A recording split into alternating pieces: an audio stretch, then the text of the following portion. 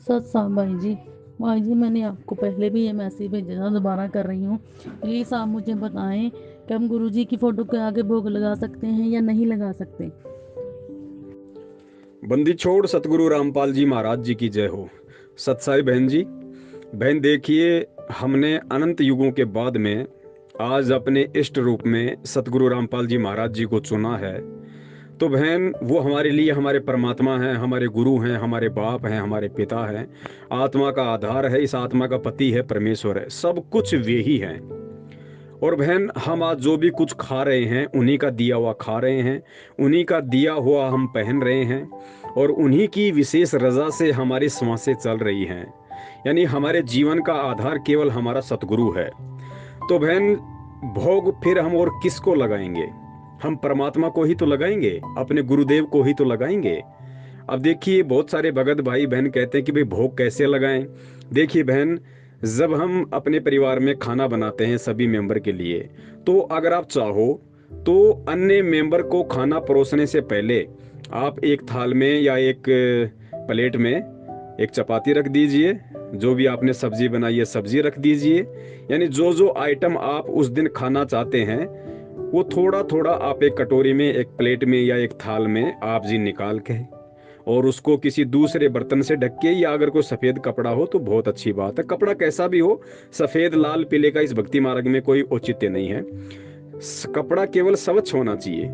तो आप उस कपड़े से ढक के उस खाने को सबसे पहले, यानी परिवार के जो मेंबर हैं उनके खाने से पहले वो थोड़ा थोड़ा भोजन निकाल के आप परमात्मा का, जहां भी आपने दरबार लगा रखा है, आप परमात्मा के दरबार में रखिए और परमेश्वर को दंडवत करके अनदेव की छोटी आरती बोल दीजिए कि गरीब सुख देना दुख मेटना ताजा राखे तन, सुरते ते सो खुश किए नमस्कार तो है अन, अंजल साहिब रूप है सुधा तृष्णा जाए, चारु युग प्रवान है आत्म भोग लगाए, जो अपने सुओर के एक पीड़ पिछाण भूखिया भोजन देता है पहुंचेंगे परवान, अन देव तू अलग दयालम तेरे पलड़े तुले न लालम, अन देव तू जगमग ज्योति तेरे पलड़े तुले न मोती, वैरागर किस काम ना आवे अन देव तू सम्मन भावे, वैरागर है पत्थर भारी अन देव तू आप मुरारी, खुदिया तृष्णा मेटे पीड़ा तेरे पलड़े तुले न हीरा, दास गरीब ये अन्न की महिमा तीन लोक में जाकर रहमा, दास गरीब ये अन्न की महिमा तीन लोक में जाकर रहमा।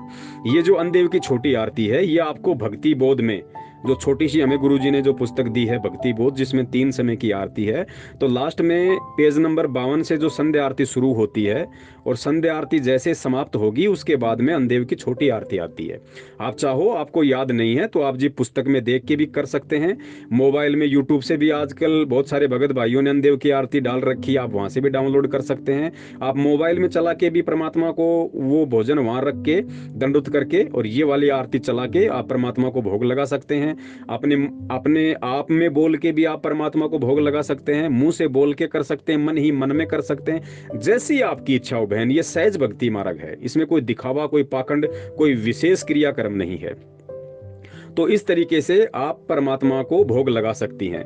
दूसरी विधि ये है, यदि आप थाली में निकाल के उसके ऊपर सफेद या कोई भी लाल या कोई भी स्वच्छ कपड़ा लगा के इस तरीके से आप यदि भोग नहीं लगा सकते हैं, तो खाना बनाने के बाद में जो जो व्यक्ति उपदेशी हैं, जो सतगुरु रामपाल जी महाराज जी के शिष्य और शिष्या हैं, वो जिस थाली में अपनी चपाती सब्जी सलाद कुछ भी डालती हैं खाना खाने के लिए, तो अगर वो चाहें तो खाना शुरू करने से पहले अपनी थाली में से जो खाना रखा हुआ है उसमें से एक गिलास उसमें चपाती का तोड़िए, उसमें से थोड़ी सी सब्जी लीजिए या जो भी दही या छाछ आप खा रहे हैं थोड़ा थोड़ा, इन सारी चीजें थोड़ी थोड़ी, ठीक है, आप चाहें तो उसी थाली में एक साइड में रख दीजिए, आप चाहें तो अलग से छोटी सी कटोरी ले लीजिए उसमें रख दीजिए, आप वो परमात्मा को भोग लगाइए और साथ में फिर वही अनदेव की छोटी आरती बोलनी है।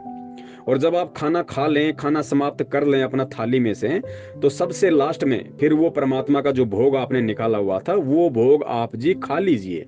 और खाने के बाद जब भी आपको समय मिले आप अनदेव की जो बड़ी आरती है, दास अभी अगर बोल के सुनाएगा तो बहुत लंबी हो जाएगी क्योंकि 3 मिनट की है, आप चाहें तो खाना खाने के तुरंत बाद में आप जी जो भोग आप जो खाएंगी परमात्मा का बचा हुआ, आप चाहें तो भोग के साथ में अनदेव की बड़ी आरती बोल सकती हैं। अगर उस समय आप नहीं बोल सकती हैं तो आप अपना काम धंधा कीजिए, अपना बर्तन मांजिए, जो मर्जी कीजिए, उसके बाद में बैठ के पुस्तक में देख के अगर आपको याद है तो मन मन में कर लीजिए, बोल के कर लीजिए। उसके बाद आप वो 3 मिनट की जो अन्नदेव की जो खाना खाने के बाद वाली आरती आप जी उसको कीजिए, क्योंकि गुरुदेव ने कहा कि खाना खाने के बाद में अन्नदेव की आरती अवश्य करनी चाहिए। ये सतगुरुदेव जी का आदेश है बहन, हमने इसकी अवहेलना नहीं करनी। भूल पड़ जाती है वो एक बात अलग है। तो इस तरीके से बहन हमने परमात्मा को भोग लगाना है। और पहले वाली विधि, खाना किसी भी मेंबर को परोसने से पहले जो आप एक कटोरी में परमात्मा के दरबार में रखेंगी, तो खाना खाने के बाद में फिर वो जो भोग जो परमपिता परमेश्वर जी को जो आपने लगाया था, जो भी भगत भाई बहन आपके परिवार में हैं वो सभी को आप दीजिए थोड़ा थोड़ा, चाहे कोई उपदेशी हो चाहे कोई अनुपदेशी हो, वो सारे परिवार के मेंबर हैं, सभी परमात्मा की आत्माएं हैं। क्योंकि ना चाहते हुए भी वो गुरु जी की आरती सुनते हैं, गुरु जी का सत्संग सुनते हैं, तो सभी को थोड़ा थोड़ा यदि वो लेना चाहें तो, क्योंकि उपदेशी तो लेगा, वो तो मना नहीं कर सकता। अनुपदेशी भी यदि वो भोग वाला प्रसाद लेना चाहे तो आप जी उसको भी खाना खाने के उपरांत थोड़ा थोड़ा सभी को वितरित कर दें। क्योंकि गीता जी में लिखा हुआ है, गुरुदेव ने पढ़ाया कि पूर्ण परमात्मा को भोग लगाने के बाद जो बचा हुआ खाना जो हम खाते हैं वो अमृत तुल्य है, उसके खाने से हमारे युगन युगन के पाप कर्मों का नाश होता है बहन। तो इस तरीके से हम परम पूज्य सतगुरु रामपाल जी महाराज जी को भोग लगाएंगे। और बहन भोग हम ही लगाएंगे, और कौन लगाएगा? परमात्मा ने भोग लगाने की विधि हमें बताई, परमात्मा ने भक्ति हमें दी, परमात्मा ने अपने भक्ति और अपने संविधान से हमें परिचित करवाया। तो बहन परमात्मा के बच्चे ही तो भोग लगाएंगे, और कौन भोग लगाएगा? दोनों टाइम भोग लगाओ, जब भी खाना खाओ तभी भोग लगाओ बहन, जब भी खाना बनाओ तभी भोग लगाओ परमात्मा को। दूसरा, यदि आपकी और विशेष आत्मा यदि आपकी चाहती है तो जैसे दास है, दास के घर में हर संडे को, क्योंकि हम सभी लोग उपदेशी हैं, तो दास के घर में क्या होता है परमात्मा के दया से कि हर संडे को परमात्मा के लिए हलवा बनता है थोड़ा सा। यानी हम जैसे परिवार में टोटल 7 या 8 मेंबर हैं, तो हम लोग थोड़ा बहुत हलवा का वो लगा लेते हैं, थोड़ा बहुत देसी घी का हलवा हम लोग बना लेते हैं। और संडे को क्या होता है कि सबसे पहले वो हलवाराम का भोग जो परमात्मा को हम लगा देते हैं, उसके बाद में सारे जो है उस भोग का हम लोग आनंद लेते हैं, उस भोग को हम लोग खाते हैं। तो संडे को हम लोग परमात्मा को हलवाराम का भोग लगाते हैं, ठीक है बहन। उसके अलावा दास का दही बड़े का काम है, तो दास की जहां भी अपनी मार्केट में दुकान है, दास सबसे पहले वहां अपना सामान वगैरह रखता है, फिर दास एक दही बड़ा जो है निकाल के सबसे पहले परमात्मा की फोटो के आगे रखता है, परमात्मा को भोग लगाता है।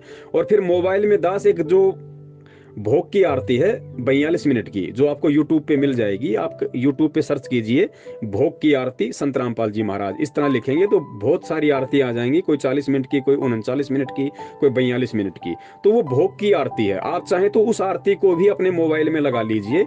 हम तो संडे को यही करते हैं, परमात्मा की 42 मिनट की भोग की आरती लगाते हैं, और वो हलवाराम का जो प्रसाद है परमात्मा को लगाते हैं, बाद में फिर हम खाते हैं परमात्मा के उस प्रसाद को। और बाकी दिन तो फिर जो एक नॉर्मल जो रूटीन है वो सबके लिए है।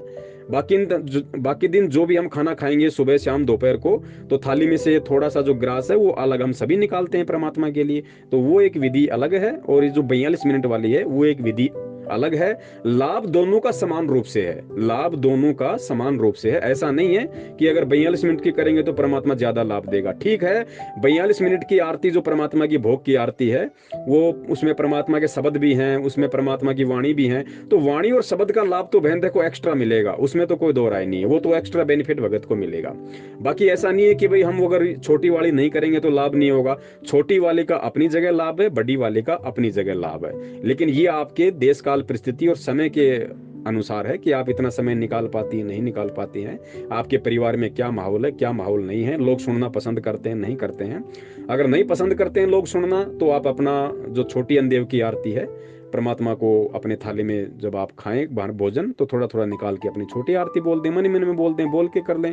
सभी लोग एग्री हैं, आपका कोई विरोध नहीं करते, तो आप चाहें तो परमात्मा की 42 मिनट वाली आरती भी लगा सकते हैं, रोजाना भी लगा सकते हैं, संडे को लगा सकते हैं, 15 दिन में लगा लीजिए, महीने में लगा लीजिए, आपकी मर्जी है बहन। ये परमात्मा की भक्ति का एक अंग है, और ये भक्ति करवाने के लिए ही परमात्मा यहाँ आता है।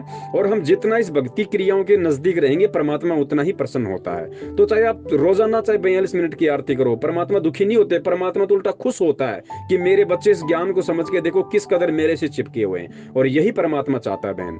तो हमने किसी ऐरे गहरे की बातों में नहीं आना है कि हमने वो नहीं करना, गुरुजी का आदेश नहीं, ये नहीं वो नहीं। अरे गुरुजी की वाणियां सुन रहे हैं भाई, हम कोई पाठ प्रकाश का भोग थोड़ी लगा रहे हैं, हम परमात्मा को अन्न देव का भोग लगा रहे हैं। वो हमारा अधिकार है, हमारा राइट है, वो लिखा हुआ भाई।